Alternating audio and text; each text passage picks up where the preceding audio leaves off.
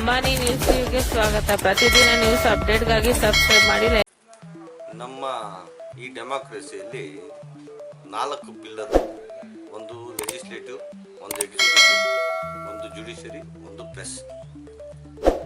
ಯಾವಾಗ ಶಾಸಕಾಂಗ ಮತ್ತು ಎಕ್ಸಿಕ್ಯೂಟಿವ್ ಕೆಲಸ ಮಾಡಲ್ಲ ಆವಾಗ ನಾವು ಮೀಡಿಯಾದು ಸಪೋರ್ಟ್ ತಗೊಳ್ಳೋದು ಭಾಳ ಸೂಕ್ಷ್ಮತೆ ಇರ್ತದೆ.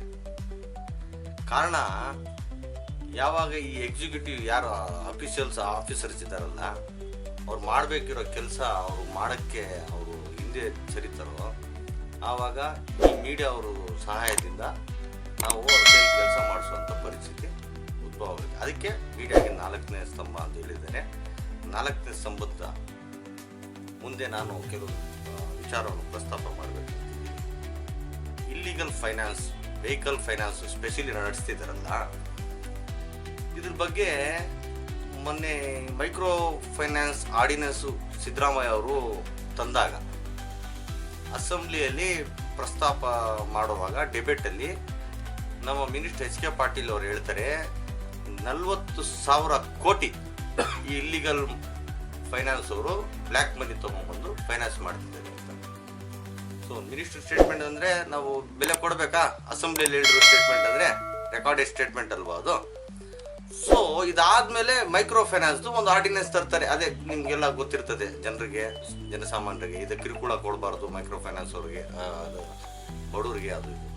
ಅದರಲ್ಲಿ ಆರ್ಡಿನೆನ್ಸ್ ಪೂರ್ತಿ ಹೊತ್ತಾಗ micro finance and money lenders ಅಂತಿದೆ ಆರ್ಡಿನೆನ್ಸ್ ಅಲ್ಲಿ. ಡೆಫಿನಿಷನ್ ಸಮೇತ ಪ್ರತಿಯೊಂದು ಪ್ಯಾರಲ್ಲೂ ಮನಿ ಲೆಂಡರ್ಸ್ ಅಂತಿದೆ. ಈ ಮನಿ ಲೆಂಡರ್ಸ್ ಅಂದ್ರೆ ಯಾರು? ಈ ನಮ್ಮ 2 ಜಿಲ್ಲೆಯಲ್ಲಿ, ಕೋಲಾರ ಮತ್ತು ಚಿಕ್ಕಬಳ್ಳಾಪುರಲ್ಲಿ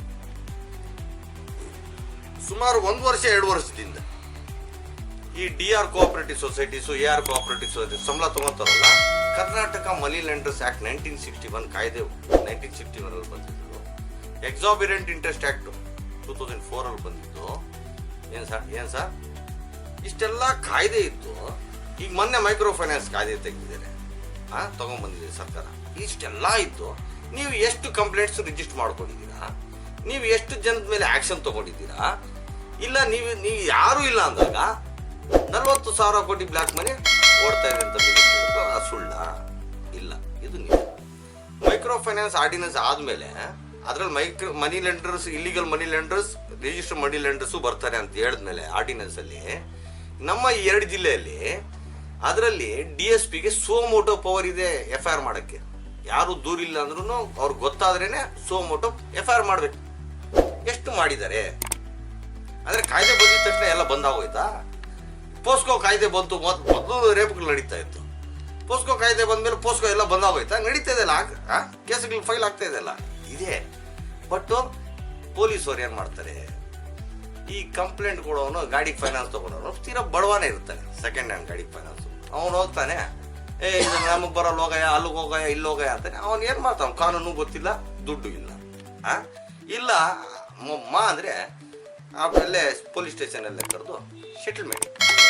ನಾನು ಕಂಪ್ಲೇಂಟ್ ಕೊಟ್ಟಿದ್ರೆ ನನಗೆ ಇದೇ ಟೌನ್ ಪೊಲೀಸ್ ಸ್ಟೇಷನಲ್ಲಿ ಸೆಟಲ್ಮೆಂಟ್ ಮಾಡಿಸೋ ಪ್ರಯತ್ನ ಮಾಡಿದ್ದಾರೆ. 8 ತಿಂಗಳಾಯಿತು, ನಾನೇ victim of this illegal finance. ತಗೊಳ್ಳಲ್ಲ, ಮಾಡಲ್ಲ. ಇದೆಲ್ಲ ಯಾಕಂದರೆ ಇಟ್ಸ್ ಎ ನಿಕ್ಸಸ್. ಈಗ ನೋಡಿ, ಈ ವೆಹಿಕಲ್ ಫೈನಾನ್ಸ್ ಕೊಡ್ತಾರೆ. ವೆಹಿಕಲ್ ಫೈನಾನ್ಸ್ ಕೊಟ್ಟಾಗ ನಾನು ಚಿಕ್ಕಬಳ್ಳಾಪುರ DRಗೆ ಒಂದು ಕಂಪ್ಲೇಂಟ್ ಬರ್ತಿದ್ದೀನಿ, ಕೇಸ್ ರಿಜಿಸ್ಟರ್ ಆಗಿದೆ, ನಡೀತಾ ಇದೆ, ಆರ್ಡರ್ಸ್ಗಿದೆ.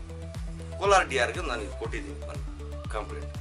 ಅವರು ಏನು ಹೇಳ್ತಾರೆ ಗೊತ್ತಾ? DRಸು ARಸು ಇದು ನಾವು ಮಾಡೋಕ್ಕೆ ಪವರ್ ಇದೆಯಾ, ನಮಗೆ ಬರ್ತಾ ಇಂಥ ನೀವು ಅಂತ ಕ್ಲಾಸ್ 1 ಕ್ಲಾಸ್ 2 ಅಧಿಕಾರಿಗಳು ಈ ರೀತಿ ಮಾತಾಡ್ತೀರಂದರೆ ನಾಚಿಕೆ ಆಗಬೇಕು. ಕಾನೂನು ಗೊತ್ತಿಲ್ಲ, ನೀವು ಇಂಪ್ಲಿಮೆಂಟ್ ಮಾಡಬೇಕು ಆ್ಯಕ್ಟ್, ಮನಿ ಲೆಂಡರ್ಸ್ ಆ್ಯಕ್ಟ್ಗೆ ಸ್ಟ್ಯಾಚ್ಯುಟರಿ ಬಾಡಿ ನೀವು ಅದ್ರ ಬಗ್ಗೆ ನೋಡ್ಕೋಬೇಕು.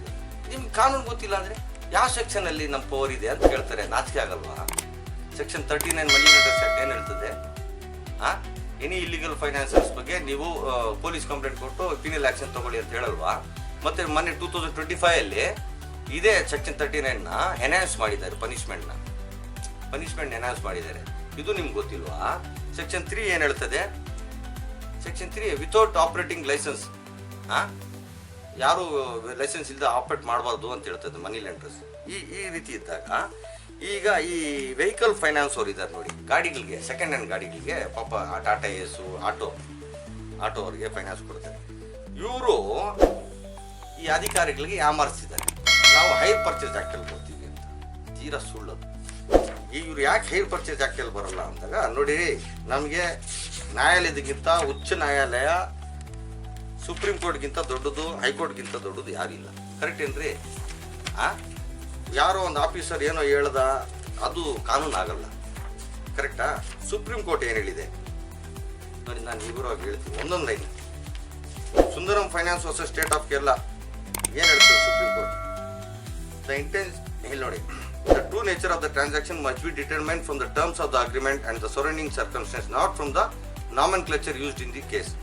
ಏನು ಇದರ ಅರ್ಥ ಅಂದರೆ, ನೀವು ಹೈರ್ ಪರ್ಚೇಸಲ್ಲಿ ಕೊಡಬೇಕಾದ್ರೆ ನೀವು ಓನರ್ ಇರಬೇಕು, ನೀವು ನನಗೆ ಗಾಡಿ ಲಾಸ್ಟಲ್ಲಿ ಟ್ರಾನ್ಸ್ಫರ್ ಮಾಡ್ತೀನಿ ಅಂತ ಅಗ್ರಿಮೆಂಟಲ್ಲಿ ಇರಬೇಕು. ಹೈರ್ ಆ್ಯಂಡ್ ಪರ್ಚೇಸ್, ಲಾಸ್ಟಲ್ಲಿ ಪರ್ಚೇಸ್ ಆಪ್ಷನ್ ಬರಲೇಬೇಕು. ಬೇಲ್ಮೆಂಟ್ ಆ್ಯಂಡ್ ಪರ್ಚೇಸು ಆ ಕಾನ್ಸೆಪ್ಟ್ ಇದ್ರೆ ಮಾತ್ರ ಹೈರ್ ಪರ್ಚೇಸ್ ವರ್ಕೌಟ್ ಆಗೋದು. ಸುಪ್ರೀಂ ಕೋರ್ಟ್ ಏನು ಹೇಳ್ತದೆ, ವೇರಿಯಸ್ ಕೋರ್ಟ್ಸ್ ಏನು ಹೇಳ್ತದೆ ಗೊತ್ತಾ? ಹೈರ್ ಪರ್ಚೇಸ್ ಮುಖವಾಡ ಹಾಕೊಂಡು ಮನಿ ಲೆಂಡಿಂಗ್ ದಂಧೆ ಮಾಡಂಗಿಲ್ಲ. ಅರ್ಥ ಆಗ್ತದೆಯಾ? ಹೈರ್ ಪರ್ಚೇಸ್ ಆಕ್ಟ್ ಮುಖವಾಡ ಹಾಕೊಂಡು ನೀವು ಮನಿ ಲೆಂಡಿಂಗ್ ದಂಧೆ ಮಾಡಂಗಿಲ್ಲ. ಇದು ಸ್ಪಷ್ಟವಾಗಿ ಕರ್ನಾಟಕ ಹೈಕೋರ್ಟ್, ಸುಪ್ರೀಂ ಕೋರ್ಟು 3 ಕೇಸಲ್ಲಿ 4 ಕೇಸಲ್ಲಿ ಹೇಳಿದೆ. ಕರ್ನಾಟಕ ಹೈಕೋರ್ಟ್ 4-5 ಕೇಸಲ್ಲಿದೆ, ನನ್ನ ಹತ್ರ ಇದೆ ಎಲ್ಲ ಕೇಸಸ್.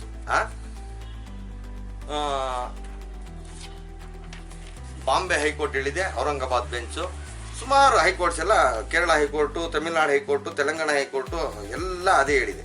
ಇದನ್ನು ಮೀರಿ ಇವರು ಅಧಿಕಾರಿಗಳಿಗೆ ಯಾಮಾರಿಸಿ, ಯಾರು ಈ ವೆಹಿಕಲ್ ಫೈನಾನ್ಸ್ ಕೊಡ್ತಿದ್ದಾರೆ. ನಾವು ದೂರು ಕೊಟ್ಟಾಗ ನಮ್ಗೆ ಪವರ್ ಇದೆಯಾ, ನಮ್ಗೆ ಮಾಡ್ಬೋದಾ, ನಾವು ಹಿಂಗ ಆಯಿತು. ಸರ್ಕಾರಕ್ಕೆ ಕಾಳಜಿ ಇದೆ, ಸರ್ಕಾರ ಇಂಥ ಇಲ್ಲಿಗಲ್ ಫೈನಾನ್ಸರ್ಸ್ ವಿರುದ್ಧ ಕ್ರಮ ತಗೋಬೇಕಂತ ಕಾನೂನುಗಳು ತಂದಿದೆ. ಮೊನ್ನೆ ಕೂಡ ಸಿದ್ದರಾಮಯ್ಯ ಅವರು ಮೈಕ್ರೋ ಆರ್ಡಿನೆನ್ಸ್ ತಂದರು, ಮೆಚ್ಕೊಳ್ಳೋಂಥ ಕಾನೂನು. ಬಟ್ ಇಂಪ್ಲಿಮೆಂಟ್ ಯಾರು ಮಾಡ್ತಾರೆ? ಗ್ರೌಂಡಲ್ಲಿ ಅಧಿಕಾರಿ ತಾನೇ ಇಂಪ್ಲಿಮೆಂಟ್ ಮಾಡಬೇಕು. DC-ಗೆ full power micro finance ordinance ಅಲ್ಲಿ. DC ಸಾಹೇಬ್ ಎಷ್ಟು ಕೇಸ್ ಹಾಕಿದ್ದೀರಿ ನೀವು ಈ ಜಿಲ್ಲೆಯಲ್ಲಿ, ಆ ಜಿಲ್ಲೆಯಲ್ಲಿ? ಆರ್ಡಿನೆನ್ಸ್ ಮಾಡಿ ಸರ್ಕಾರದ ಉದ್ದೇಶ ಏನೋ ಕರೆಕ್ಟ್ ಆಗಿದೆ, ಬಟ್ ಪೇಪರ್ಗೆ ಹಾಕ್ಬೇಕು. ಪೇಪರ್ ಅದೊಂದು ಪೇಪರ್, ಜಸ್ಟ್ ಪೀಸ್ ಆಫ್ ಪೇಪರಾ? It doesn't so. ನೀವು ಅಧಿಕಾರಿಗಳ ಕೆಲಸ ಇದನ್ನು ಇಂಪ್ಲಿಮೆಂಟ್ ಮಾಡಬೇಕು. ಇವ್ರು ಏನು ಮಾಡ್ತಾರೆ? ಗಾಡಿಗೆ ಫೈನಾನ್ಸ್ ಕೊಡೋದು, ಎಕ್ಸೆಸ್ ಇಂಟ್ರೆಸ್ಟ್ ಹಾಕೋದು. ಯಾರಿಗೂ ನೋಡ್ರಿ, ಈ ಸೊಸೈಟಿಯಲ್ಲಿ ಒಂದು ದಂಧೆ ನಡೆಸಬೇಕಾದ್ರೆ ಯಾರಿಗೂ ಇಂಪ್ಯೂನಿಟಿ ಇಲ್ಲ. Every one should come under some of the other law or statutory. ಬರಲೇಬೇಕು. RBI ಇಂದ ಲೈಸೆನ್ಸ್ ಇಲ್ಲ, ನಮ್ಮ DR ಕಡೆಯಿಂದ ಮನಿ ಲೆಂಡರ್ ಲೈಸೆನ್ಸ್ ತಗೊಳ್ಳಲ್ಲ, ದಂಧೆ ಮಾಡ್ತಿದ್ದಾರೆ. ಅವ್ರು ಸಮಜಾಯಿಸ್ಕೊಡ್ತಾರಲ್ಲ, ಬಂದು DR ಆಫೀಸ್ಗಳಿಗೆ, ಪೊಲೀಸ್ ಸ್ಟೇಷನ್ಗಳಿಗೆ ಈ ವೆಹಿಕಲ್ ಫೈನಾನ್ಸರ್ಸ್ ಬಂದು, ಸ್ವಾಮಿ ನಾವು ಲೀಗಲ್ಲು, ನಮಗೆ ಯಾರು ಕೇಳಂಗಿಲ್ಲ, RBIನೂ ಕೇಳಂಗಿಲ್ಲ, ನಮಗೆ DR ಮನಿ ಲೆಂಡರ್ಸಲ್ಲೂ ನಾವು ಬರಲ್ಲ, ನಾವು ಹೆಂಗೆ ಬೇಕಾದರೂ ದಂಧೆ ಮಾಡ್ಕೋಬೋದು, ಏನು ಬೇಕಾದರೂ ಬಡ್ಡಿ ಹಾಕ್ಕೋಬೋದು. ಮೊನ್ನೆ KGF ಅಲ್ಲಿ ಒಂದು ಇನ್ಸಿಡೆಂಟ್ ಕೇಳಿಬಂತು. ಚಾಕುಗಳಿಟ್ಟು ಗಾಡಿ ಸೀಸ್ ಮಾಡ್ಕೊಂಡು ಹೋಗಿದ್ದಾರಂತೆ. ಕಾರು ಹೆಂಗಸರಿದ್ರು, ಚಾಕು ಕತ್ತಿಗೆ ಈ ಸೀಸಿಂಗ್ ಅವ್ರು ಇರ್ತಾರೆ ನೋಡಿ. ಪೊಲೀಸರು ಏನ್ರಿ ಮಾಡ್ತಿದ್ದಾರೆ? ಪೊಲೀಸವರು ಇವ್ರ ಜೊತೆ, ಈಗ ಬಡವರು ಹೋದ್ರೆ ಈಗ ನೋಡಿ, ಅವ್ರ ಹತ್ರ ಫೈನಾನ್ಸ್ ಮನಿ ಪವರ್ ಇದೆ, ರೋಡಿಸಮ್ಗೆ ಸೀಸರ್ಗಳಿಗೆ ಬಿಡ್ತಾರೆ. ಈ ಸೀಸರ್ದು ಡೇಟಾ ಕಲೆಕ್ಟ್ ಮಾಡಿ ಇಟ್ಕೋಬೇಕು ಪ್ರತಿ ಪೊಲೀಸ್ ಸ್ಟೇಷನ್ ಅವರು. ಯಾರಪ್ಪ ನಮ್ಮ ಚಿಂತಾಮಣಿಲಿ ಈ ರಿಕವರಿ ಮಾಡೋ ಏಜೆಂಟ್ಸು, ಯಾವ ಬ್ಯಾಂಕಿಗೆ ನೀನು ರಿಕವರಿ ಮಾಡ್ತಾ ಇದೆಯಾ, ನಿನಗೆ ಅಥರೈಸೇಷನ್ ಇದೆಯಾ, ನೀನು ಅದು ಅಂಥವ್ರದನ್ನ ಸೆಪರೇಟ್ ಫೈಲ್ ಮಾಡಬೇಕು. ನಾಳೆ ದಿನ ಯಾರೋ ಹೋಗಿದ್ದು ಚಾಕುದೇ ಕೊಡ, ನಾನು ರಿಕವರಿ ಮಾಡಕ್ಕೆ ಬಂದಿದ್ದೀನಿ ಅಂತ ಕಾರ್ ಕಿತ್ಕೊಂಡು ಹೋಗ್ಬಿಟ್ರೆ ನೋಡ್ರಿ. ಒಂದು SBI ಅಂತ ಬ್ಯಾಂಕು ರಿಕವರಿ ಮಾಡಬೇಕಾದ್ರೆ ಅದಕ್ಕೆ RBI ಇಂದ ಪ್ರೊಸೀಜರ್ ಇದೆ, ರೂಲ್ಸ್ ಇದೆ. ಇವ್ರದ್ದು ದಬ್ಬಾಳಿಕೆ ಬಿಟ್ಟರೆ ಏನಿದೆ ಯಾರ್ದು? ಬಟ್ ಇವ್ರು ಯಾರು ಕೇಳೂಬಾರ್ದದ್ದು. ಪೊಲೀಸವರು ಅಯ್ಯೋ ನಮಗೆ ಬರುತ್ತಾ, ನಮಗೆ ಬರಲ್ಲ, ಮೀನ್ ಅಸಹಾಯಕತೆ ತೋರಿಸೋದು. ಅಸಹಾಯಕತೆ ಅಲ್ಲ, ಅದು ಹಿಂದೆ ಬೇರೆ ಥರ ಇರ್ತದೆ. ನಮಗೆ ಬರಲ್ವೇ? DR ಹೋದ್ರೆ ನಮಗೆ ಬರ್ತದ ಕಾನೂನು, ನಾವು ಆಕ್ಷನ್ ತಗೊಳಕ್ಕಿದೆಯಾ? ಆಚಿಕೆ ಆಗ್ಬೇಕು. ನೀವು ನೋಡ್ಕೋಬೇಕಿರೋ ಕಾನೂನು ಬಗ್ಗೆ ನಿಮಗೆ ಗೊತ್ತಿಲ್ಲ ಅಂದರೆ, ಓದಿಲ್ಲ ಅಂದ್ರೆ ಏನು ಡ್ಯೂಟಿ ಮಾಡ್ತೀರಾ? ಈಗ ನನಗೆ ಇಷ್ಟು ಹೇಳಿ, ನಾನು ಅವ್ರ ಮೇಲೆ ನೇರ ಆರೋಪ ಮಾಡಿದೆ, ಕೋಲಾರ ಮತ್ತು ಚಿಕ್ಕಬಳ್ಳಾಪುರ DR ಎಷ್ಟು ನೀವು ಮನಿ ಲೆಂಡಿಂಗಲ್ಲಿ ಕೇಸಸ್ ರಿಜಿಸ್ಟರ್ ಮಾಡಿದ್ದೀವಿ? ಹಾಂ, ಮಾಡಬೇಕಲ್ಲ, ಕಾನೂನು ಇದೆ ಅಲ್ಲ. ಯಾಕೆ ಯಾರು ಮಾಡ್ತಾ ಇಲ್ವಾ? ನಿಮ್ಮ ಪತ್ರಕರ್ತರು ಕೇಳಿದ್ದೀನಿ, ಇಲ್ಲಿಗಲ್ ಫೈನಾನ್ಸ್ ನಡೀತಾ ಇಲ್ವಾ ಜಿಲ್ಲೆಯಲ್ಲಿ? ಎಷ್ಟು ನೀವು ದೂರು ದಾಖಲಿಸ್ಕೊಂಡಿದ್ದೀರಾ? ಎಷ್ಟು ಜನದ ಮೇಲೆ ಸುಮೋಟೋ ನೀವು ಆ್ಯಕ್ಷನ್ ತೊಗೊಂಡಿದ್ದೀರಾ? ಯಾರ ಮೇಲೇನೂ ನೀವು ಆ್ಯಕ್ಷನ್ ತೊಗೊಳಲ್ಲ. ಯಾಕೆ ಹೇಳಿ? ಏನೋ ಅವ್ರು ಗೊತ್ತಿರ್ತದೆ ರೀ, ಎಲ್ಲ ಯಾರು ದಂಧೆ ಮಾಡ್ತವ್ರೆ ಯಾರು ಎಲ್ಲ ಗೊತ್ತಿರ್ತದೆ, ಬಟ್ ಅವ್ರು ತಗೊಳಕ್ಕೆ ಹೋಗಲ್ಲ. ಇದನ್ನು ಮೀರಿ ಈ ಸಬ್ ಫೈನಾನ್ಸಿಯರ್ಸ್ ಅಂತ ಬಂದಿದ್ದಾರೆ. ಅಂದರೆ NBFC ಮುತ್ತೂಟ್ ಫೈನಾನ್ಸ್ ಇದೆಯಲ್ಲ example, IndusInd finance, Hinduja finance, ಇವ್ರ ಹತ್ರ ನಾವು ಫಸ್ಟ್ ಸಬ್ ಫೈನಾನ್ಸಿಯರ್ಸ್ ಅಂತ ಹೇಳ್ಬಿಟ್ಟು ಇವ್ರು ಇಲ್ಲಿಗಲ್ ಆಗಿ ಕೆಲವರು ನಡೆಸ್ತವ್ರೆ. ಅವ್ರು ಲೈಸೆನ್ಸ್ ಪಡೆದಿರ್ತಾರೆ NBFCಯಲ್ಲಿ, ಯಾರು RBI ಹತ್ರ NBFC ಲೈಸೆನ್ಸ್. ನಾವು ಇವ್ರು ಸಬ್ ಅಂತ ಹೇಳ್ಬಿಟ್ಟು, ಈಗ ಈ ಹಿಂದೂಜಾ ಫೈನಾನ್ಸ್ ಇದೆ ರಿಜಿಸ್ಟರ್ಡ್ ಫೈನಾನ್ಸ್, ಅದ್ರ ಬಗ್ಗೆ ನಮಗೇನು ಸಂಶಯ ಇಲ್ಲ. ಗುಡ್, RBI ರಿಜಿಸ್ಟರ್ ಆಗಿದೆ. ನಿಮ್ಗೆ ಕೆಳಗಡೆ ಯಾರೋ ಪಾರ್ಟ್ನರ್ಶಿಪ್ ಅಂತ ಹೇಳ್ಬಿಟ್ಟು ಕೆಲವೊಂದು ಫೈನಾನ್ಸ್ಗಳು ಮಾಡ್ತಾ ಇದಾರಲ್ಲ, ಅವ್ರು ಎಷ್ಟು ಇಲ್ಲಿಗಲ್? ಅವರೇ ಸ್ವಂತ ದುಡ್ಡಲ್ಲಿ ಅವ್ರ ಅಕೌಂಟಿಂದ ದುಡ್ಡು ಟ್ರಾನ್ಸ್ಫರ್ ಮಾಡ್ತಾರಲ್ಲ, ಇದು ಲೀಗಲ್ಲ? ಅವರೇ ಬಡ್ಡಿ ಸಮೇತ ಇನ್ಸ್ಟಾಲ್ಮೆಂಟ್ ವಸೂಲಿ ಮಾಡ್ತಾರಲ್ಲ, ಅವ್ರ ಅಕೌಂಟ್ಗೆ ಹಾಕ್ಸ್ಕೊಂತಾರಲ್ಲ, ಅದು ಲೀಗಲ್ಲ? ಮತ್ತೆ ಅವ್ರದೇ ಸ್ವಂತ ಹೆಸರಲ್ಲಿ ಅವ್ರದೇ ಸ್ವಂತ ಸೀಲ್ ಸೈನ್ ಹಾಕಿ ಫೈನಾನ್ಸ್ ಕೊಡ್ತಾ ಇರಲ್ಲ, RTO ಆಫೀಸಲ್ಲಿ ಎಂಡಾಸ್ ಮಾಡ್ತಿದ್ದೀರಲ್ಲ, ಇದು ಲೀಗಲ್ಲ? ನಿಮ್ಮ ಸಬ್ ಫೈನಾನ್ಸಿಯರ್ಸ್ಗೆ ಇಷ್ಟೆಲ್ಲ ಲೀಗಲ್ ಪವರ್ ಇದೆಯಾ? ರಿಕವರಿನ ಅವರೇ ಮಾಡ್ತವ್ರೆ. ಕಟ್ಟಿಲ್ಲ ಅಂದ ಸಂದರ್ಭದಲ್ಲಿ ಚೆಕ್ ಬೌನ್ಸ್ ಕೇಸುಗಳು ಈತನೇ ಆಗ್ತಿದ್ದಾನೆ, ಸೀಲು ನಿಮ್ದು, ವ್ಯವಹಾರ ಮಾಡೋದು ಇವರು. ಇದು ಲೀಗಲ್ಲ? ಇದು RBI ಅಲ್ಲಿ ಇದೆಯಾ?